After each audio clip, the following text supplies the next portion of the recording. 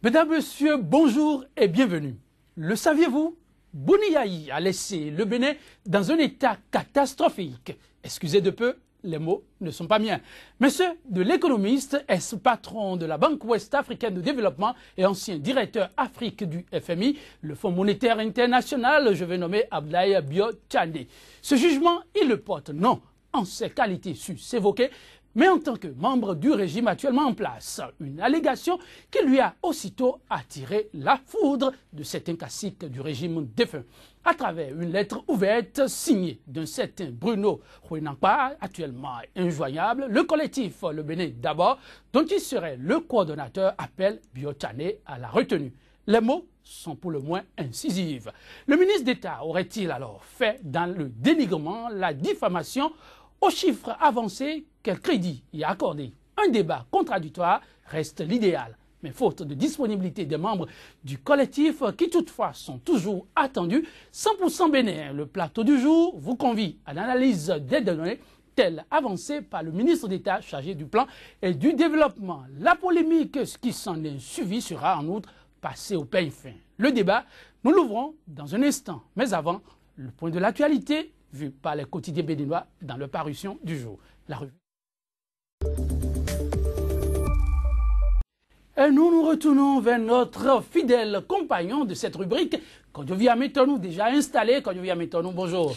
Bonjour Yetonji et salut également nos amis téléspectateurs. Le jeune Atropo à la une de bien des quotidiens ce matin. Oui, le jeune maire de la commune de Boycon et en même temps président de l'Association nationale des communes du Bénin, effectivement, à la une de l'actualité. C'est du moins ce que le constat fait à travers donc, la colonne de beaucoup de canards que nous avons reçus ce matin. Et qu'est-ce qu'il apporte de neuf? Oui, l'assainissement de la ville de Boycon, qui est donc sa priorité dans un premier temps, et puis l'assainissement de beaucoup de villes du Bénin, puisqu'il est également le président de l'Association nationale donc, des communes du Bénin. On peut y aller pour les précisions. Avec le quotidien Actu Express, nous démarrons donc cette revue des unes des canards. 2 mois de gestion des affaires publiques par les autorités de la rupture, forces et faiblesses d'une équipe déterminée et engagée. Et puis changement climatique, assainissement de la ville de Boycon, le plaidoyer de Luc Atrokpo à la mission de l'AFD. Et puis mauvaise gouvernance à la centrale d'achat des intrants agricoles CAIA. Urgence de l'audit de la gestion du DG Togbada et puis de multiples cas de délits d'initiés sur fond de clientélisme et de népotisme, écrit le journal de Médéric François Gongo. La boussole cette fois, élection d'Aboubacar Gomina à la tête de Basila.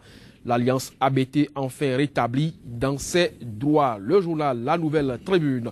Assainissement de la ville de Boycon, le plaidoyer de Luc Atropo à la mission de l'AFD. Réforme politique et institutionnelle, les premières conclusions de la commission Djogbenou. Point de discorde, mandat unique et haute cour de justice vers la suppression du COS l'EPI. L'Audace Info, nommé donc à la direction du renseignement et des enquêtes douanières, Jacques Yampabou prend service le 20 juin. Prochain, le confrère de la matinée, cabale contre le ministre d'État chargé du développement après son interview. Une manœuvre d'Espire de Yayi s'interroge donc le journal de Soné Félix Pépéripé, le pays émergent. Congrès électif de la Fédération béninoise de football, Anjorin Moucharaf sera plébiscité vendredi prochain. Assainissement de la ville de Boycon, le plaidoyer de Luc Atropo à la mission de l'AFD, le potentiel. Retard dans la construction du parking de gros porteurs dans la capitale économique. La municipalité de Cotonou bloque le démarrage des travaux. Et puis récrimination et dénigrement du régime défunt ces dernières heures. Yayi marque talon à la culotte. L'événement précis. Reprise des élections à la mairie de Basila. ABT renverse FCBE et prend le contrôle de tout. Gomina Aboubakri, élu maire de Basila. Assainissement de la ville de Boycon, Luc Atropo fait un séduisant plaidoyer à la mission de l'AFD. L'Inter. Lutte contre les inondations, la CEDEAO crée un dépôt pour 6 pays, un soulagement pour le Bénin. Assainissement de Boycon, Luc Atropo négocie l'appui de l'AFD. Le Nord-Sud quotidien, cette fois, finances publiques, une baisse de 1,23 milliard de francs CFA pendant le premier mois de talon. Et puis toujours assainissement de Boycon, Lucas Tropo fait plaidoyer à l'endroit de l'AFD. Quotidien Nouvelle Expression, blocage du projet de construction d'un parking gros porteur dans Cotonou, l'arrêté municipal de cession des tasses de stationnement et de parking toujours attendu. Assainissement de la ville de Boycon, Luc Atokpo fait le plaidoyer à la mission de l'AFD. Puis quotidien du jour, Joël Yetonji, pour terminer, entretien avec le secrétaire général de FECENTRA Finance. Laurent Métognon parle des dérives de talons. Je pense qu'il vaut mieux qu'on en parle très tôt, sinon à midi, ce serait déjà trop tard. Vivement que ce ne soit pas trop tard. Quand je viens mettre nous, merci d'avoir été notre. C'est moi qui vous remercie et nous donnons rendez-vous donc à nos téléspectateurs demain, même si ce n'était pas votre compagnie. Tout à fait, parce que moi, je vais devoir prendre congé de vous. Le débat se poursuit, place donc au débat matinal consacré à l'analyse de l'actualité béninoise juste après cette bande annonce. Sika TV fait désormais escale dans chacun des pays africains. Escale numéro 1, le Bénin.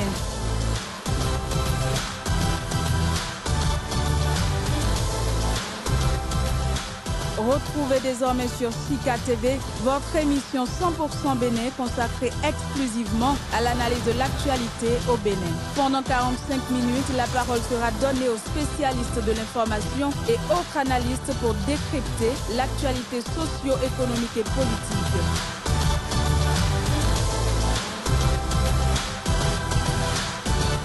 « 100% Bénin », c'est du lundi au vendredi sur Sika, le vrai visage de l'actualité en Afrique. Boni Yayi, le précédemment chef de l'exécutif béninois, fait à nouveau parler de lui. Cette fois-ci, pas directement. Dans un entretien accordé au journal Le Monde, le ministre d'État chargé du plan et du développement a vertement déclaré Boni Yayi a laissé le Bénin dans un état catastrophique. Et ceci, non, sans choquer les susceptibilités, surtout celles des caciques de l'ancien régime. Aveu de Biotane au sujet du bilan financier de Boni Yayi, des contre-vérités ou des vérités crues qui choquent. Deux invités pour mener le débat avec nous. Maître Rufino d'Almeida, avocat au barreau de Paris et directeur de cabinet d'Ablaye Biotane, là, le chef du parti politique et non le chef d'État, je veux dire le ministre d'État. Maître Rufino d'Almeida, bonjour.